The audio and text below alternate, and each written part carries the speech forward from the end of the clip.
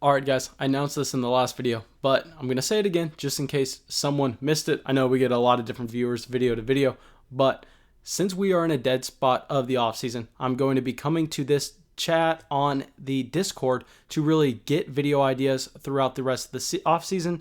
Y'all know that I'm getting y'all a video every single day, and to do so, I want to make sure I'm talking about what y'all want to hear about. Obviously, that's why I do it. And that's why I'm going to be coming here for my video ideas. This is going to be the second straight video recommended by Point God. And if you want me to really talk about what you want to hear about, I'm not going to read it in the YouTube comments. I'm sorry, I just don't have the time to go through every video's comments. Y'all cannot imagine how many Twitter DMs, how many Discord DMs, and how many YouTube comments I get on a daily basis. So it's really easy for me to come to this video suggestions tab. Everything's organized. It's all really easy to understand and really easy to see. And yeah, let's get into the video.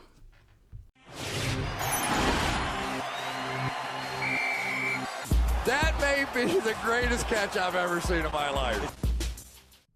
All right, for this video, I'm going to talk about 3 players that I think can bust in fantasy football from their dynasty value perspective, and also probably where their redraft ADPs will end up being in 2020. Now, y'all are going to kind of see a trend of these players I'm talking about. They all kind of fit the same prototype, and I think these are the guys that we should be trying to avoid in Dynasty. Obviously, there becomes a price point where you can't avoid any longer, and you finally have to hit that draft button. But these guys, really, I am understanding that there is a massive potential that they have really no value a year from now. Now, first off, let's talk about a player that should be obvious for most people, and this is Melvin Gordon.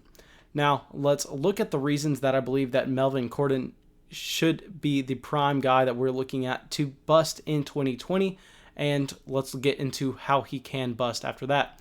But first off, we know that Melvin Gordon is a running back that is no longer on his rookie contract, and if you wanted to be a profitable dynasty player, a very easy way to do so, and a very easy way to tell other players who are new to dynasty is, hey, these running backs, you want them on their rookie contracts. As soon as they're off their rookie contracts, they are guys that you want to avoid. We see it time and time again. I don't know how many players we have to go through with this, but these running backs hit a cliff. They fall off that cliff very fast, and that seems to be right after their rookie deal for whatever reason that may be.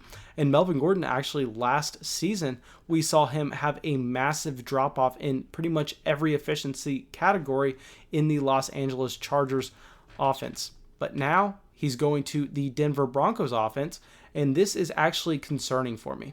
I know a lot of people are going to say, hey, look at what Philip Lindsay was able to do. Look at what Royce Freeman put up in terms of volume in the same offense. And yes, that is true. But in 2020, I know we don't like to talk about it, but I think an edge that most people can be had in Dynasty right now is trying to avoid these players switching teams, mainly because we're not going to really have many offseason workouts for these players. So I'm trying to go out there and I'm trying to get the guys who stayed on their NFL team, the guys that did not have really much changes, whether that's with the quarterback, whether that's with the offensive coordinator. I want the guys that are staying consistent year to year, because it's already so hard for these players to switch teams and find success right away. I think it's going to be even harder this offseason. But a couple ways that Melvin Gordon could completely bust in 2020. Obviously, the first one is he's just bad. I don't know any other way to say it. We saw that happen to David Johnson last season. I think maybe we got a preview of it with Melvin Gordon this last season, with his efficiency really falling off. Another way that Melvin Gordon could really just fall off the dynasty radar is if Philip Lindsay actually is able to command a significant amount of touches in this offense. And also if Royce Freeman actually has a role in this offense as well.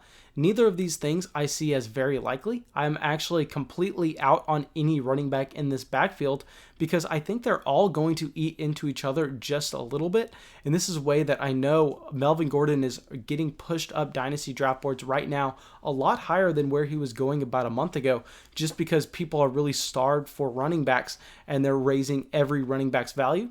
While I think that we should be raising running backs value such as a Cam Akers, a Miles Sanders, a Josh Jacobs, a DeAndre Swift, a Jonathan Taylor, a Clyde Edwards-Helaire, a David Montgomery, all these guys that are on their rookie contracts, I don't think that means just because their value is getting raised in the dynasty community, we should follow up and raise these aging running backs who really are on their way down. Another way that Melvin Gordon could easily bust in 2020 that not many people are talking about is we know that running backs, what you want for them is you want them to have good game script. You want them to be on teams that are going to score the ball a lot and are going to be running the ball a lot. So this tends to be high profile teams that have a good defense, and that is really what's worrisome about Denver. I know a lot of people are excited. I'm actually excited as well. I just drafted Drew Lock in our most recent Dynasty startup on the Flock Leagues. But at the same time, there is always the potential that we see this offense, who I believe this offense actually has a new offensive coordinator, and they are just bad in 2020 because Drew Lock could be bad. Now, if that happens with Melvin Gordon, the kind of running back he is, he needs positive game script to put up volume and to put up fantasy points. So that is one other way that we could see Melvin Gordon easily bust in 2020, not live up to expectations. And you know, if Melvin Gordon does not put up the fantasy points in 2020, really his value is going to fall off a cliff in Dynasty, really because he's only being valued for that 2020 production. Now, let's talk about another running back. I know a lot of people are going to hate this because I know I'm not going to get much hate for the Melvin Gordon pick. It's kind of obvious at that point. Not many people are really valuing Melvin Gordon that highly, but this is a running back that I've been trying to talk y'all down on all offseason. I really hope y'all listen to me before the NFL draft, before this team went out and spent a second-round pick on a running back, and that is Aaron Jones. First off, I know I say this every single time I talk about Aaron Jones. I love him. I literally have FaceTimed with the man. I love him as a player and think he is a great talent. What I do not love is the situation in Green Bay. I know most people think that Aaron Jones was actually used as a 3-down running back last season because of how productive he was. I believe he was the RB2 at some point in the season. But if you actually look at the snap shares, if you actually look at the touches that Jamal Williams was getting, Aaron Jones was still used as a committee running back in 2019. What actually led his fantasy points to be where they were was his efficiency with his touches and the touchdowns that he scored.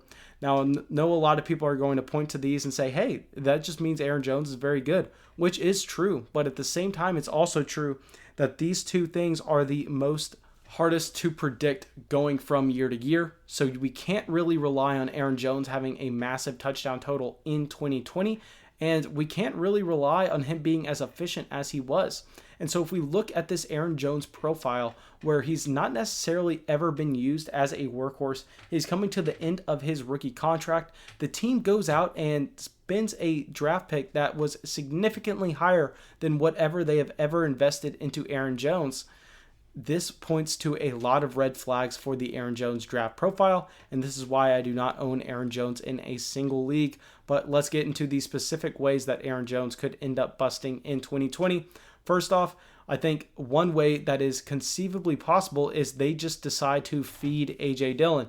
This is a team that has used Jamal Williams and Aaron Jones together in the past and have been very successful doing so. A.J. Dillon, in my opinion, is obviously a more talented running back than Jamal Williams. So if they have been choosing to really utilize Jamal Williams to the extent that they have been, what is keeping them from using A.J. Dillon even more than that and trying to use Aaron Jones on more passing down plays and A.J. Dillon on obvious rushing down situations? Now, another thing that I think I talked about earlier, but is kind of obvious at this point, is a drop in efficiency, but this is obviously being priced into his current ADP, so this is something that most people are expecting. Now, what most people aren't expecting is the Green Bay Packers to just be bad in 2020, similar to how I talked about Melvin Gordon and the Denver Broncos possibly being a bad offense in 2020. What if we see the same thing with the Green Bay Packers? Now, obviously, the Green Bay Packers have Aaron Rodgers, who is an above-average NFL quarterback. I know a lot of people will say he's an elite quarterback, and I'm going to get a lot of hate for this, but Aaron Rodgers has not been elite in years. The Green Bay Packers know this, and I think that it's time for the common fan to know this. I know a lot of analytical guys have really been on this motion for a long time now, but it's entirely possible that the Green Bay Packers are actually just bad in 2020. I mean, look at who their wide receiver 2 on that team is right now. Is it Allen Lazard, Marquez Valdez-Scantling? Equinemius St. Brown? We don't know. It's in the range of outcomes that the Green Bay Packers are a bad team in 2020, which will obviously hurt Aaron Jones. Now, the last thing is maybe this team wants to slow the pace down. They actually went out and drafted a fullback with their 3rd round pick, I believe. And that's just something that we don't see in today's NFL. So maybe they want to run less plays per game. And this is something that you don't want to see from a fantasy perspective. Now, let's get into our last player. Most people are not going to really care about this one, but I think it's worth pointing out because this is a player whose dynasty value has fallen this offseason, and for good reason. I mean, he's a guy that if he does not put up points in 2020, his value can kind of fall off a cliff, similar to how I was speaking with Melvin Gordon, and this is Zach Ertz. Now, before I get a lot of hate, listen, I've drafted Zach Ertz in multiple flock startup leagues this offseason because his value is actually coming down to earth. But if you're in a league where the other owners aren't that sharp, maybe it will be worth it to go out there and try to trade a Zach Ertz for a TJ Hawkinson plus, and let me get into why. So obviously, the few things that are affecting Zach Ertz's value is he's older, and why I believe that he's actually susceptible to seeing a down year in 2020 is he's played through a lot of injuries in the recent past, and this is something you never want to see with an older player. And now a couple outcomes that could really take away Zach Ertz's fantasy production in 2020. First off, the Philadelphia Eagles have not had a good wide receiver option in a very long time. So Zach Ertz and Dallas Goedert have both been getting fed in the recent years, but now they have Jalen Reagor. And what if Jalen Reagor comes in and makes a significant impact in year one, his rookie season?